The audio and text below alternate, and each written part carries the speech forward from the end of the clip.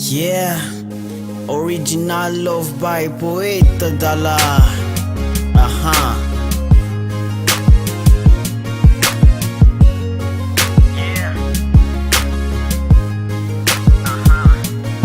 Yeah, uzni avo indrindra hoe tsy tsara an'le lera mandeha solo aminao inzara kala kely mba te ano salut mety hoe tsy fantatrao zako torako zany fa tiako fantatrao misy zavatra mitoboko atao anaty koatiko renao za manirinana mba tsangisangy zany tena marina mba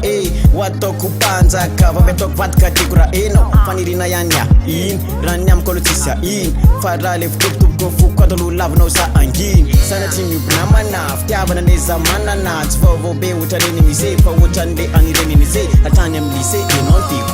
nefa tsisy nalalaka omeko anao androany le original love by Poeta Dala. Naezaka nadino aminao nefa zay ataoko tsy metro ny aminao tereny fotsy haiko ny atao raha isisika azaho andry afe ianao ny namanao tsy mety zany mety avinao ny namanao tsy mety zany mety avinao mambaniriko atramindela hoenao mitsy noalako vady faniriko ananjanaka telo de tsika ny pabisy mami ajaiko fenao lelambaby ny foko ka tsy asiko faharoa aleo anatena tsy misy milaza fa tsipako taloha kanefa tsy mety ozy anao fa alopo namana ihany any akafa mitady milay fa nitsipa tsy lany atao tany nanatena tsy misy afakainy tsy mbadika be le fitiavana nofinofy daholo ny anao fa ianao ka nangia hoavana azafady aminao raha nanimba fa niady atsosona fa eloko tsy hoaiko fa fana fa leo zany ijanona tsy ambarateloko raha misy amin'ny sasa misobe fitiavana ny ambola amboniny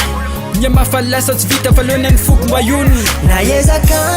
nadino aminao nefa zay ataoko tsy metro ny aminao tereny fotsy haiko ny atao raha isisika azaho andry afe ianao ny namanao tsy mety zany mety avinao ny namanao tsy mety zany mety avinao mambaniriko naezaka nadino aminao nefa zay ataoko tsy metro ny aminao tereny fotsy haiko ny atao raha isisika azaho andry afe ianao ny namanao